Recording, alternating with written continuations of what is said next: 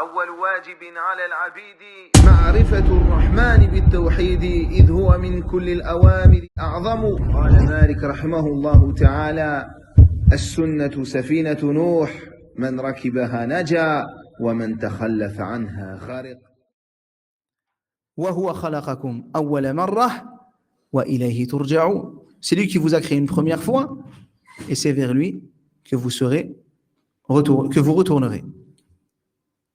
Puis l'auteur a mentionné ce que les textes du livre et de la sunna ont démontré concernant la description du jour de la résurrection et des comptes en disant: Allah les a dénombrés, mais eux, ils les auront oubliés. Allah a dénombré toutes les actions et paroles, tandis que leurs auteurs les auront oubliés à cause de leur faiblesse. Ce sont les termes d'un verset du Coran.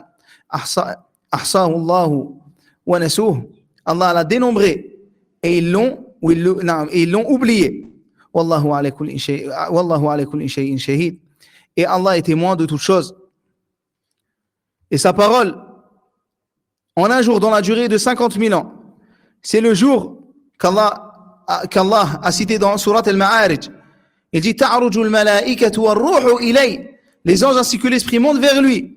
Fi yawmin kana miqdaruhu 50 alf sana. En un jour, dans la durée de 50 000 ans. Et la parole de l'auteur, s'il y avait un autre qu'Allah qui juge parmi ses créatures, c'est-à-dire qu'il en serait ainsi, en réalité, les situations et les événements au jour de la résurrection ne sont pas du tout authentiques. En effet, ce jour sera très long, comme Allah l'a mentionné. Il est difficile pour les mécréants et facile pour les croyants, puisque ces derniers ont fait les actions mais méritent la miséricorde. Allez, les gens de l'islam. Sa parole, mais c'est Allah seul qui les juge. Certes, pas de juge qui juge des créatures au jour de la résurrection autre qu'Allah. Ce jour-là, il ne confie jamais le jugement entre les gens à personne. Comme il dit: Limanil mulkul yawm, à qui appartient la royauté aujourd'hui? Et la parole d'Allah Azza wa Jal: Lillahi al-wahid al-qahhar. Allah, l'unique, le dominateur. Allah est le seul qui juge entre ses serviteurs le jour où le bon sera récompensé pour ses bonnes œuvres et le mauvais pour ses crimes. À ce propos, il dit: Wala yadhlimu rabbuka ahada. Et ton Seigneur ne fera du tort à personne. Wa qawluhu inna Allaha sari'ul hisab. Certes, Allah y prend dans ses comptes. En vérité, c'est Allah qui juge avec sa justice entre ses créatures en une durée égale. À la mi-journée ici-bas, il est prompt à faire des comptes. Cela est dû au fait qu'il est omniscient, qu'il embrasse toutes choses de sa science, qu'il est omnipotent et qu'il connaît toutes choses. Ainsi, il est capable de juger toutes les créatures dans le laps de temps le plus court qu'il soit. Et sa parole, tout comme il a décrété à leur égard le bonheur ou le malheur, ce jour-là, ils retourneront. C'est-à-dire que les gens se sont divisés en deux groupes, les bienheureux et les malheureux. Les bienheureux sont ceux qui ont obéi à Allah et évité ses interdits. Et les malheureux sont ceux qui ont désobéi à Allah et commis ses interdits. Allah récompensera chacun d'eux en fonction de la nature de ses actions. Puis ce jour-là, ils retourneront à lui, c'est-à-dire à Allah, puissant et majestueux, alors qu'on les séparera, un groupe au paradis et un groupe dans la fournaise ardente. Comme Allah Azza wa Jal dit: Fariqun fil jannah wa fariqun fis sa'ir. Un groupe au paradis et un groupe dans la fournaise ardente. Et Allah seul détient le savoir absolu. Et subhanallah, la parole du cheikh ici est claire. Alhamdulillah, c'est pour ça que je n'ai pas rajouté plus que ce qu'il y a ici dans l'explication. Et ensuite, après le jugement, le paradis et l'enfer. Et ça, subhanallah, imaginez qu'il y a des gens qui ont passé leur vie comme ça sans étudier les livres des savants, au point que les gens ils ne savent même pas qu'il y a de la science. Ils pensent qu'il y a juste, tu lis le Coran et khlas. Ils ne savent pas qu'en réalité, les savants, ils ont expliqué des livres et des livres pour expliquer le Coran qu'ils lisent. Afin que tu comprennes les choses, que ta foi augmente, que ta connaissance d'Allah Azza wa Jal augmente. Et bien sûr, après, donc là, l'auteur nous fait voyager entre le moment où nous sommes dans la tombe. Déjà, lorsqu'on œuvre dans la vie, il nous a parlé lorsqu'on est en vie, ce qu'on doit faire. Lorsqu'on est dans le monde de la tombe, le barzakh, c'est le monde de la tombe. Le monde de la tombe, barzakh, il y en a, ils ne savent pas. Le barzakh, est quoi? Il y a, naam, ahsantum. Les gens du paradis sont ses habitants, pardon. Non, excusez-moi, le paradis et l'enfer. Il dit: les gens du paradis se réjouiront ce jour-là dans le paradis avec toutes les sortes de délices et les meilleurs honneurs. Les gens du paradis sont ses habitants, ils sont les bien-aimés d'Allah.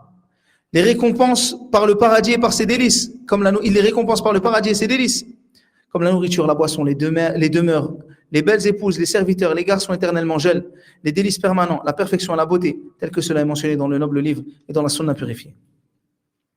وقوله وبشر الذين آمنوا وعملوا الصالحات أن لهم جنات تجري من تحتها الأنهار كلما رزقوا منها من ثمرة رزقا قالوا هذا الذي رزقنا من قبل وأتوا به متشابها ولهم فيها أزواج مطهرة وهم فيها خالدون. Annonce à ceux qui croient et pratiquent de bonnes œuvres qu'ils auront pour demeure les jardins sous lesquels coulent les ruisseaux. Chaque fois qu'ils seront gratifiés d'un fruit des jardins, ils diront c'est bien là ce qui nous a été servi auparavant. Or c'est quelque chose de semblable seulement dans la forme. Ils auront là des épouses pures et là ils demeureront éternellement. وقول الله عز وجل, et la parole d'Allah tabaraka وتعالى مثل الجنة التي وعد المتقون فيها أنهار من ماء غير آسن. Voici la description du paradis qui a été promis aux pieux. Il y aura là des ruisseaux d'une eau jamais malodorante. وأنهار من لبن, et il y aura, subhanallah, des ruisseaux d'un lait لم يتغير طعمه, d'un lait au goût inaltérable qui n'a pas changé. وأنهار من خمر, et des ruisseaux d'un vin délicieux. Et cet alcool-là, c'est pas l'alcool de la vie d'ici-bas. C'est un alcool qui n'enivre pas. Et celui qui a bu de l'alcool dans la vie d'ici-bas, il est privé de quoi? De l'alcool de l'au-delà. Si c'est important, il y a une règle. C'est que celui qui s'empresse d'avoir une chose dans la vie d'ici-bas, sans droit, il est privé de cela dans l'au-delà. Dans plusieurs choses, on trouve cela. Par exemple, celui qui tue son père, il n'a pas le droit à l'héritage de son père. Il a hâté cet héritage par le meurtre qu'il a commis et il en est privé. Et celui qui s'est habillé avec des habits de soie, alors qu'il n'était pas malade, il n'avait pas de raison de le faire. Celui qui a bu dans les récipients d'or et d'argent, et ils sont aux non-musulmans, aux kuffars, aux mécréants dans la vie d'ici-bas, ils sont aux croyants dans l'au-delà. Nous ne buvons pas dans cela. وَانْهَارٌ مِّنْ عَسَلٍ مُصَفًّى, ainsi que des ruisseaux d'un miel purifié. Et c'est le miel de l'akhira. Il est semblable dans le nom, mais il n'est pas semblable dans le goût, dans le comment. Et pourtant, il y en a qui font des ressemblances avec Allah Azza wa Jalla dans ses attributs. Allahu Akbar. وَلَهُمْ فِيهَا مِنْ كُلِّ الثَّمَرَاتِ وَمَغْفِرَةٌ مِّن رَبِّهِمْ. Il y a là pour eux des fruits de toutes sortes ainsi qu'un pardon de la part de leur Seigneur. وقوله مثل الجنة التي وعد المتقون تجري من تحتها الأنهار أكلها دائم وظلها تلك عقبى الذين اتقوا. Tel est le paradis qui a été promis aux pieux sous lequel coulent les ruisseaux. Ses fruits sont perpétuels, ainsi que son ombrage. Voici la fin de la finalité qui vont être octroyées à ceux qui pratiquent la piété. Ainsi, subhanallah, tout ce que tu as enduré dans la vie d'ici, pas comme mal. Peut-être que tu t'es fait insulter, peut-être que tu t'es fait rabaisser, peut-être que tu t'es fait rejeter, peut-être qu'on t'a calomnié, peut-être qu'on t'a fait telle ou telle chose, subhanallah, parce que tu as voulu pratiquer la religion d'Allah, tabaraka wa ta'ala.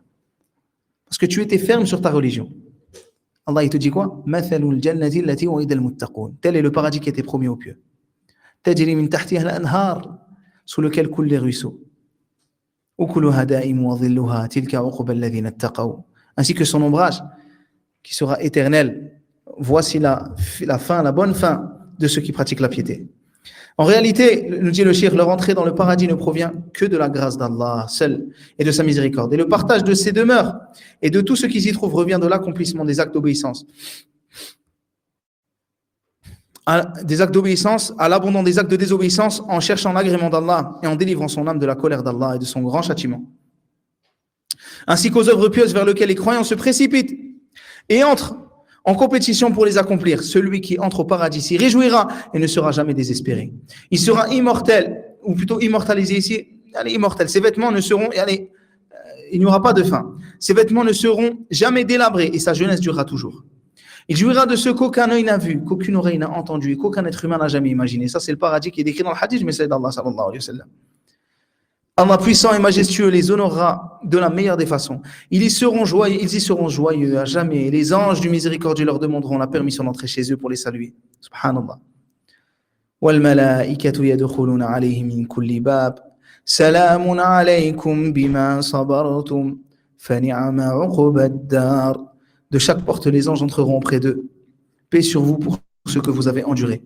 Comme elle est bonne, votre demeure finale. Allahu Akbar. En outre, le plaisir de voir Allah. Et ça, c'est az-ziyada, qu'Allah nous dit.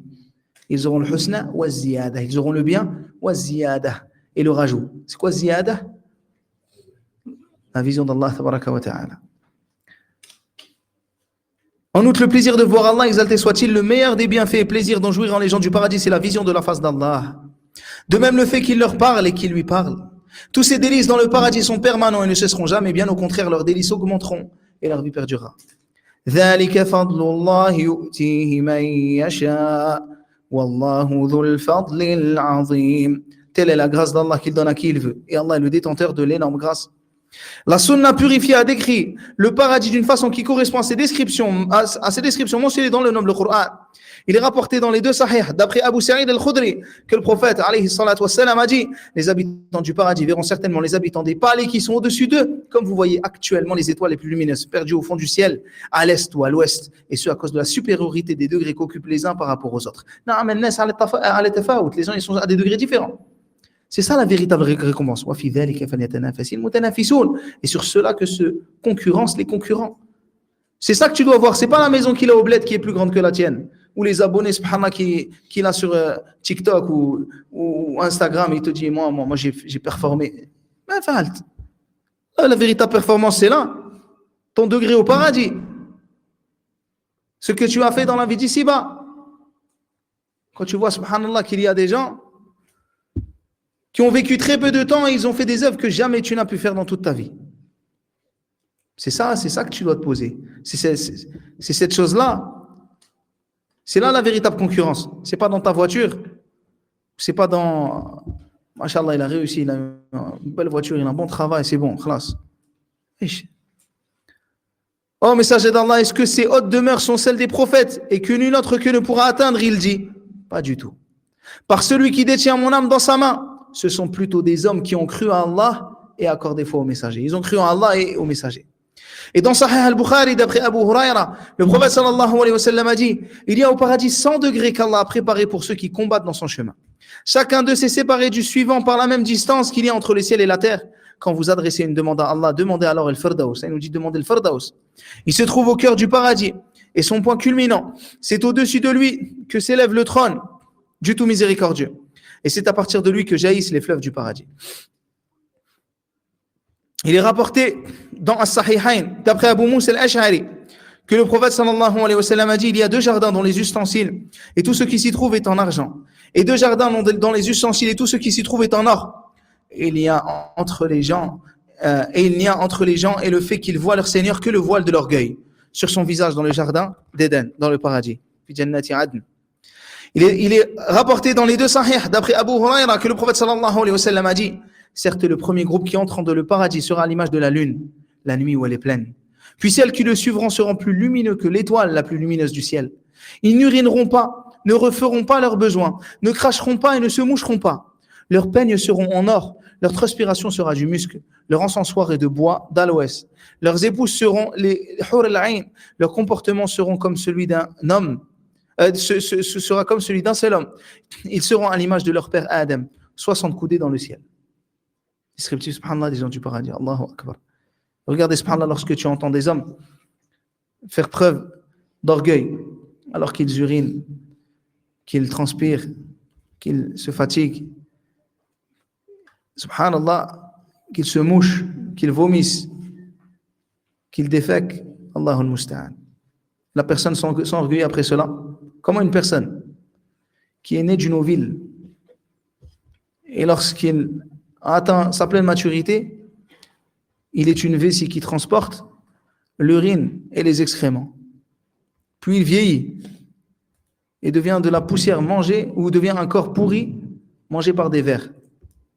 Comment une personne comme ça peut-elle s'enorgueillir devant Allah Azza wa Jalla, Seigneur des cieux et de la terre? Allahu Akbar. Et il est dit aussi d'après Abu Huraira, il dit: nous avons dit, Ya Rasulallah, quand nous te voyons, nos cœurs sont touchés et nous devenons des gens de l'au-delà. Ça c'est une mahasin, majalis al-dhikr, parmi les grands bienfaits, les ni'am, les assises de science. Imaginez alors les assises de science avec le messager d'Allah sallallahu alayhi wa sallam. Nous avons dit, Ya Rasulallah, quand nous te voyons, nos cœurs sont touchés et nous devenons des gens de l'au-delà. Quand nous te quittons, la vie mondaine nous ravit et nous embrassons nos femmes et nos enfants. Il dit, si vous demeuriez, ou il a dit, si vraiment vous demeuriez constamment dans l'état que vous éprouvez en ma présence, les anges vous serreraient la main et vous rendrez visite dans vos maisons. Si vous ne commettiez pas de péché, Allah ferait venir des gens qui commettent afin de leur pardonner.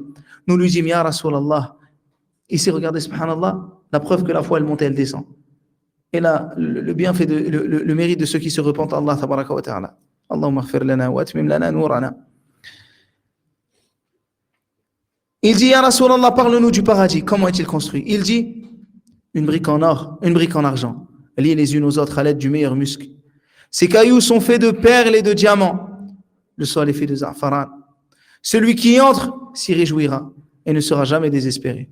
Il sera immortel. Ses vêtements ne seront jamais usés et sa jeunesse durera éternellement. Il est dit authentiquement rapporté dans les deux sahih, d'après Abu Bakr ibn Abdullah ibn Qais, d'après son père, que le prophète sallallahu alayhi wa sallam a dit, au paradis, le croyant aura une tente en forme d'une perle creuse dont la longueur sera de 60 000 dans le ciel. Et la largeur sera de 60 000. Il aura des épouses qu'il fréquentera sans qu'aucune d'entre elles ne s'aperçoive de l'existence des autres. Allah yaf'alu ma yasha. Subhanallah. Anas ibn Malik a rapporté que le prophète sallallahu alayhi wa sallam a dit, les habitants du paradis entreront au paradis ayant la taille de Adam, 60 des coudées des anges, la beauté de Youssouf, l'âge de Isa ibn Maryam, 33 ans. Et ils parleront la langue de Mohammed sallallahu alayhi wa sallam. Ce seront des hommes sans barbe, imberbes et enduits de khul. Sans barbe, imberbes et enduits de khul. Il est rapporté dans Sahih Muslim, d'après Shu'aib, que le prophète sallallahu alayhi wa sallam a dit, lorsque les gens du paradis entreront au paradis, Allah dit, voulez-vous que je vous rajoute quelque chose? Et qu'une personne n'utilise pas ce qu'elle lit ici, sans barbe, etc., pour dire, ah, bah, du coup, il faut raser la barbe alors. Sinon, dis-lui, bah, tu feras ça au paradis dans ce cas-là. Voilà, la barbe, c'est une obligation chez les hommes. Ça fait partie de la fitra, de la virilité aussi de l'homme. Car l'homme, il faut qu'il soit aussi viril. Et ça fait partie des choses qui sont bonnes pour l'homme et qui sont belles chez l'homme. Et c'est pas une chose moche, c'est une chose belle. D'ailleurs, maintenant, c'est redevenu à la mode. Avant, c'était pas comme ça. Avant, quand tu disais ça, tu disais non, il faut avoir la barbe comme ça. Et la barbe, à l'époque, elle n'était pas taillée. Et ceux qui la taillaient, même pour les chrétiens ou les juifs, ils étaient considérés comme des efféminés. Chez l'ensemble, les musulmans, les chrétiens et les juifs. C'était honteux de raser la barbe de quelqu'un. Ils ne le faisaient pas. Mais avec le temps, il y a eu des événements, notamment avec l'évolution des armées modernes, où ils ont eu certains standards dans les troupes qui étaient envoyés. Ils ont commencé à mettre des uniformes spécifiques, à s'habiller d'une certaine façon et à quoi? À se raser les barbes. Contrairement aux musulmans. Mais à la base, même un chrétien, lorsqu'il représente Isa ibn Maryam, il le met avec une barbe ou sans barbe? Il le met avec une barbe. Et l'ensemble, quand il s'imagine un prophète, il imagine une barbe. Ainsi, subhanallah, il faut que la personne soit fière de porter la barbe. Elle porte la barbe comme le faisait le Messie d'Allah sallallahu alayhi wa sallam. Mais la barbe, ce n'est pas tout. Si tu as une barbe sans cœur, c'est comme si tu avais une pomme avec des vers dedans. Il faut avoir l'apparence, il faut avoir l'intérieur. Et si tu as l'intérieur, forcément, tu as l'apparence. Est-ce que c'est possible de trouver, par exemple, subhanallah, un bon fruit? Un bon fruit. Subhanallah, alors que tu le vois de l'extérieur, qu'en réalité, il n'est même pas formé. Tu vois, une date, par exemple, tu vois, c'est le balah. La date, elle n'est pas encore une date. Et toi, tu veux le goût de la date. C'est pas possible. Subhanallah, il faut que l'intérieur est changé pour que l'extérieur soit changé. Et quand l'intérieur est changé, l'extérieur est changé. Et il ne faut pas seulement vendre la moitié de l'orange sur le marché. Personne ne va t'acheter la moitié d'une orange. Tu dis, tiens, prends la moitié. Tu lui vends le bon comportement, tu lui vends le cœur qui est bien, et tu lui vends aussi la bonne apparence. Et l'un ne va pas sans l'autre, et l'apparence suit le cœur. Il est rapporté dans Sahih Muslim d'après Shu'aib que le prophète sallallahu alayhi wa sallam a dit, lorsque les gens du paradis entreront au paradis, Allah dira, voulez-vous que je vous rajoute quelque chose? Ils diront, n'as-tu pas blanchi nos visages? Ne nous as-tu pas fait rentrer dans le paradis et sauver du feu? Alors il lèvera le voile et ils n'ont jamais rien reçu de plus cher que la vue de leur Seigneur. Il est rapporté dans les deux sahih d'après Abu Huraira que le prophète sallallahu alayhi wa sallam a dit, il y a certes dans le paradis un arbre si grand que si un cavalier avançait à son ombre durant 100 ans, il ne l'aurait pas franchi. Si vous voulez, lisez dans une ombre étendue, dans la sourate. Et d'après Abu Huraira, le prophète sallallahu alayhi wa sallam a dit, Allah a dit, j'ai préparé pour mes serviteurs pieux ce qu'aucun œil n'a vu, ce qu'aucune oreille n'a entendu et ce qu'aucun cœur n'a jamais imaginé. Lisez si vous le voulez, aucun être ne sait ce qu'on a réservé pour eux comme réjouissance dans les yeux. Dans Sahih Muslim, il est rapporté d'après Jabir ibn Abdillah que le prophète alayhi salatu wassalam a dit, les habitants du paradis y mangent et y boivent sans pourtant avoir ni défécation, ni salive, ni morve, ni urine. Ils ont dit, qu'en est-il donc de leur nourriture? Des rots et une sueur ayant le parfum du musc. Subhanallah. On leur inspira les formules de tasbih, glorification, et subhanallah, et de tahmid, de louange à Allah, comme on leur inspire, comment respirer. Il est rapporté dans les deux sahih, d'après Abu Huraira, que le prophète sallallahu alayhi wa sallam a dit, certes, le premier groupe qui entrera au paradis sera à l'image de la lune, la nuit où elle est pleine, puis ceux qui les suivront seront plus lumineuses que l'étoile la plus lumineuse du ciel. Chacun d'entre eux aura 2 épouses. Elles seront éternellement belles, et elles seront tellement belles que l'on peut voir dans la moelle de leurs jambes à travers la chair. Il n'y aura pas de célibataires dans le paradis. Dans le Musnad d'Ahmed, dans Sahih al-Bukhari et dans Jami' al-Tirmidhi, d'après Anas ibn Malik, le prophète sallallahu alayhi wa sallam قال, une soirée ou une matinée de marche sur le chemin d'Allah vaut mieux que ce bas monde et tout ce qu'il renferme. La longueur de la branche d'un de vos arcs ou la place qu'occuperait le fouet de l'un de vous au paradis vaut mieux que ce bas monde et tout ce qu'il renferme. Si l'une des femmes des gens du paradis apparaissait aux yeux des humains, elle inonderait de lumière l'espace compris entre le ciel et la terre et le remplirait de senteur. Le voile qu'elle porte sur la tête vaut à lui seul mieux que ce bas monde et tout ce qu'il renferme. Subhanallah. Imagine tout ce qu'il y a sur le bas monde. Le simple voile d'une de ces femmes vaut plus que tout ce qu'il y a ici. Il est rapporté dans le Musnad al-Shafi'i, d'après Anas ibn Malik, que le prophète sallallahu alayhi wa sallam a dit, Jibril vint à moi alors qu'il avait dans sa main un miroir blanc sur lequel il y avait un point noir. Je l'interrogeai, qu'est-ce donc dans ta main, ya Jibril? Il répondit, c'est le jour du vendredi. Je l'interrogeai, qu'est-ce que le vendredi? Ajib. Il répondit, vous avez en ce jour un grand bien. Et au mois de Jumu'ah. Je t'interrogeai, qu'avons-nous en ce jour? Je l'interrogeai, qu'avons-nous en ce jour? Le message d'Allah sallallahu alayhi wa sallam. Écoutez. Il répondit, c'est un jour de fête pour toi et ton peuple après ta mort. Et les juifs et les chrétiens viennent après toi. As-Sabt wal-Ahad. Je t'interrogeai, et qu'avons-nous d'autre dans ce jour? Il répondit, il y a en ce jour une heure durant laquelle pas un musulman n'invoque son Seigneur en vue d'obtenir une part de bien sans qu'il ne lui accorde. Ou s'il n'a pas sa part de cette chose, elle lui sera réservée dans l'au-delà et sera bien meilleure encore. Je l'interrogeai, et qu'est-ce que ce point noir à l'intérieur? Il répondit, c'est l'heure. Nous, on l'appelâmes dans l'au-delà le jour du surplus, al-Mazid. Je l'interrogeai, et quoi d'autre, ya Jibril? Il répondit, ton Seigneur a préparé au paradis une large vallée dans laquelle il y a des dunes de musc. Lorsque vient le vendredi, il descend de l'endroit le plus élevé du paradis et s'assoit sur son trône. Celui-ci est alors entouré de chair, de lumière. Puis les prophètes viennent et s'assoient sur ces chairs. Les chairs sont alors entourées de sièges d'or lumineux, ornés de joyaux. Puis les véridiques et les martyrs arrivent et s'assoient sur ces sièges. Ensuite, les habitants des palais descendront de leurs palais et se tiendront sur des dunes blanches faites de musc raffiné. Allah, plein de majesté et de noblesse, leur apparaîtra alors et dira, je suis celui qui a réalisé la promesse qu'il vous a faite. Et j'ai parachevé sur vous mon bienfait. Voici l'endroit de ma générosité. Demandez-moi donc. Ils lui demanderont jusqu'à ce que leur demande soit terminée. Alors il leur montrera ce qu'aucun œil n'a vu, qu'aucune oreille n'a entendu, ni aucun cœur n'a imaginé en fonction de leur présence le jour du vendredi. Ensuite, il s'élève de son trône, puis les prophètes et les véridiques se lèvent avec lui. Les habitants des palais retournent dans leurs palais, qui sont des perles blanches, des topazes vertes et des rubis rouges. Les pièces des palais, ses fleuves et ses portes se succèdent les unes aux autres. Ses époux, ses domestiques et ses fruits sont suspendus et faciles à cueillir. Ces habitants sont très impatients d'arriver au jour du vendredi, afin qu'ils puissent contempler davantage leur Seigneur et qu'augmente de ce fait leur noblesse. Ibn Qayyim a dit, après avoir mentionné ce hadith, c'est un hadith magnifique et très important que les imams de la sunna ont rapporté et agréé, avec lesquels le Shafi'i a orné son musnad du fait qu'il l'a rapporté. Finalement, je vais me contenter de ce que j'ai cité comme preuve du livre d'Allah et de la sunna du message d'Allah sallallahu alayhi wa sallam concernant les caractéristiques du paradis dans cette recherche. Et cela n'est qu'une part infime parmi une multitude.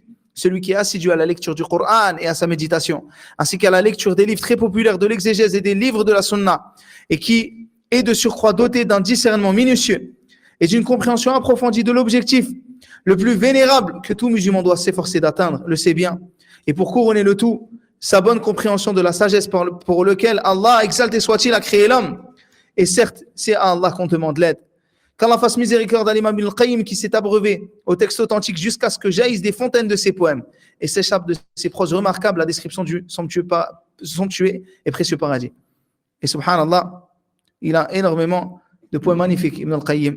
Parmi ceux-là, et d'Allah une vie pleine de bonheur dans ses tentes, ses jardins et des sourires dans les jardins. Allah, sa vallée qui est le rendez-vous du surplus. Puis et ici, Al-Mazid, qu'Allah leur donne les bienfaits et il leur donne la vision d'Allah tabaraka wa ta'ala. Pour les arrivants qui aiment Allah, si seulement j'étais parmi eux. Dans ces vallées erre un grand amoureux, passionné qui estime que le désir est un trophée. À Allah la joie des amoureux quand il leur parle d'au-dessus d'eux et les salue avec as-salam. Ceux qui aiment Allah, tabaraka wa ta'ala. À Allah, et ici le texte n'est pas en arabe, malheureusement j'ai pas eu le temps de le prendre en arabe et de vérifier en même temps la traduction. Il se peut qu'il y ait des mots, même si là je vous les lis, peut-être que je n'aurais pas exprimé comme c'est. Allahu a'lam en fonction de l'arabe. Allah, les yeux qui le voient à découvert, point d'obscurité ne les voile et point d'ennui, ils ne ressentent. Au regard qui donne au visage une lueur, après cela l'amour passionné peut-il oublier? Allah, combien de vertueuses qui, si elles sourient, une lumière plus vive que l'aube naissante les illumine. Alors, quel plaisir des yeux quand elle arrive, et quel plaisir pour les oreilles lorsqu'elle parle. Et ô émoi, telle une branche mouillée quand elle se courbe, et ô émoi des deux aubes quand elle sourit. Si tu avais un cœur triste en raison de son amour, la seule guérison qui te reste est de l'enlacer, en particulier dans son baiser quand il la serre contre lui, alors que passe ses mains autour de son cou. Tu le vois quand elle dévoile la beauté de son visage, prend du plaisir à cela, comme l'enlacement amoureux et savouré. Ses yeux demeurent ébahis lorsqu'il se remplit de fruits de toutes sortes qui ne sont jamais indisponibles, des grappes de raisin et des pommes du paradis, ainsi que des grenades qui enflamment le cœur. Alors, ô toi, si tu es présent, ô belle Vierge, maintenant est le temps de la dot dont celui-ci précède. Et déteste ces femmes qui trahissent les amoureux, et tu l'auras elle au lieu des autres et tu te réjouiras. Qui trahissent ceux qui sont amoureux, il y a ceux qui veulent la vie de l'au-delà et pas la vie d'ici-bas. Délaisse les femmes qui t'emmènent vers la vie de la vie d'ici-bas et prends celles qui t'emmènent vers les femmes de l'au-delà. Et jeûne durant le jour le plus proche de toi. Peut-être que demain tu apprécieras la fête du Eid alors que les gens jeûnent. Et si tout le bas monde devenait trop étroit, de sorte que tu n'aies aucun endroit connu où séjourner, alors accours vers les jardins d'Éden, car ils sont nos demeures premières et il y a là-bas les pavillons. Et accours au marché où les amoureux se rencontrent, ce marché que les gens connaissent parfaitement. Et parmi, il y a un marché au paradis, où il y a des images et où la personne prend ce qu'elle veut, de ce qu'elle voit. Et parmi ces pros sur la description du paradis, comment peut-on estimer une demeure qu'Allah a plantée de ses mains et qui constitue un refuge pour ses